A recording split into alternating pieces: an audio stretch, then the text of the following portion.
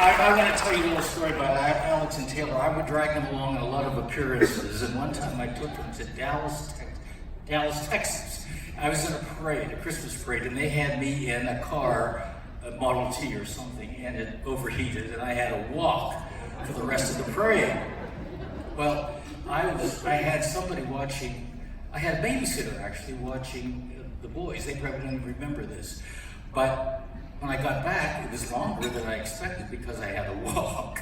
And when I came back, the babysitter had arranged, she had to leave, but she arranged for another babysitter, and it was the entire Dallas Cowboy cheerleaders.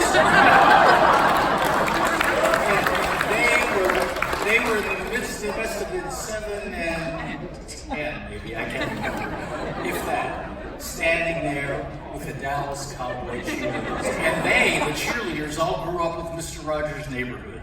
So, and there were so many stories I wanted to tell you. First of all, and I want to thank, before we go any further, I want to thank also the wonderful public television station we have in Pittsburgh, WQED.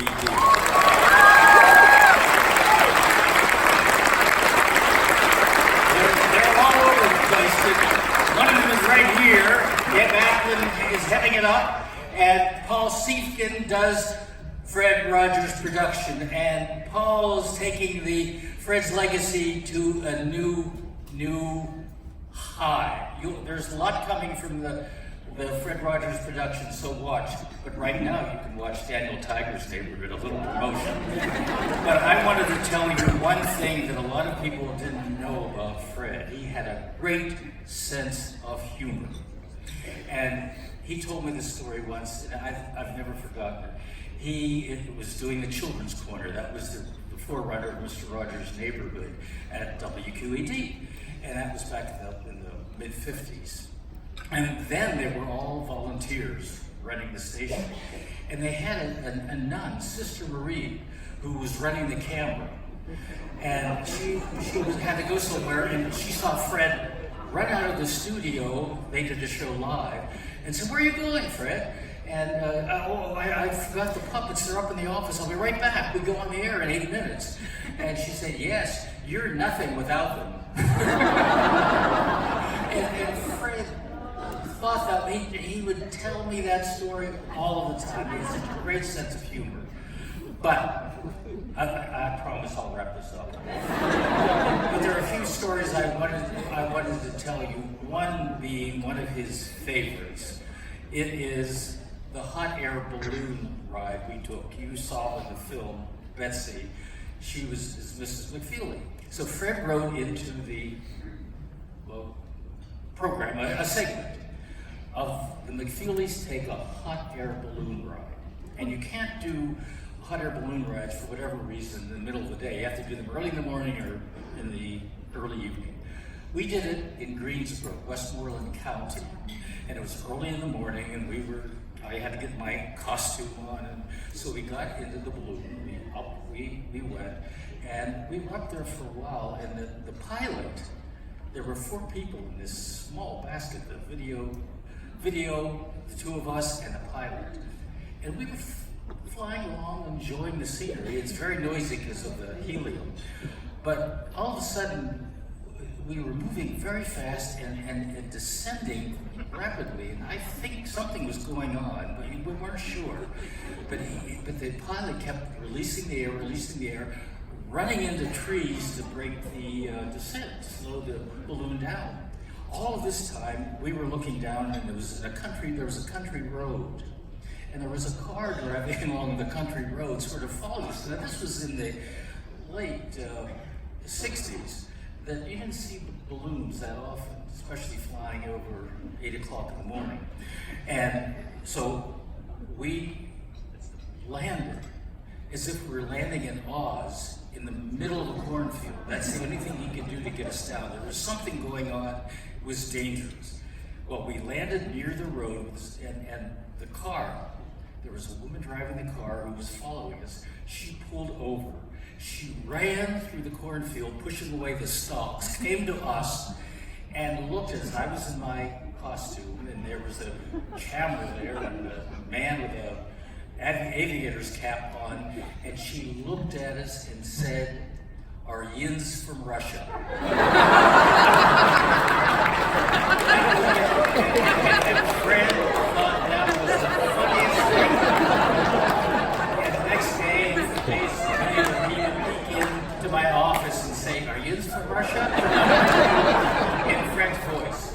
But there's a saying that you probably have heard about: when you choose a career, make it something that you love, because you'll never work a day in your life. Well, I don't think I've ever worked a day in my life. The first day that I began on Mr. Rogers' Neighborhood just seems like minutes ago. It was just a pleasure to work with Fred Rogers, and you can learn so much. I feel I have a degree in child development working with Fred Rogers all these years. I don't, but I feel I do. So, can I tell you one little one? This one I think is funny in a very strange way. I have gone around a lot of different events around the country, I think, as Paul has said in the film.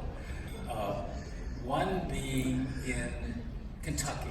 That was it. I went to an autumn festival in Kentucky, and the woman who was hosting me took me to see the children the day before at school. And the program had only been on for about a year, not even that. And I said to the woman, do you think that they're going to know who I am? The program's only been on for a year. And she said, "Oh, don't worry about it. They like anything." I said, "Oh, well, that's good to hear." And then she was in charge of this. She was the assistant to the woman who was in charge of this big festival, and she was sick. Her boss was sick, so the woman had to greet everybody. A huge festival, a fairground for the people, and she couldn't speak in public very well. I felt so sorry for her. She had to start the festival. So she got up on the stage and she was trembling. She said, and gasping for words. And she said, and in conclusion, "I hope this whole day turns out to be a great big fiasco." And the mayor said, "What did you say?" And I think she meant to say festival. But Fred always thought, then I would tell him that story, and then for the next couple of days he would say, "I hope today's not a fiasco for you." But he had such a great sense of humor. And by the way, as you probably all know, Tom Hanks is playing Fred Rogers in a film coming up, opens November 22nd. You've got to go see it. I've seen bits and pieces of it, but I hear it's really wonderful. And who would have thought that when we started in that first day at WQED, my first delivery was an armadillo. And when I left, at the end, I ad-libbed, "Well, Speedy Delivery, Mr. Rogers." And he said, "Speedy Delivery, Mr. McFeely," and that sort of stuff.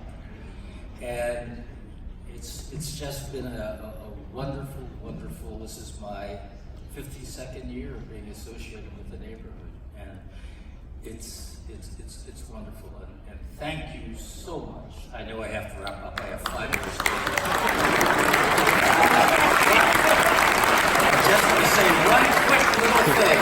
And that is, thank you again, Mid-Atlantic. Thank you, Fred Rogers Productions. Thank you, WQED. And thank you, Fred. I haven't worked a day in my life. Speedy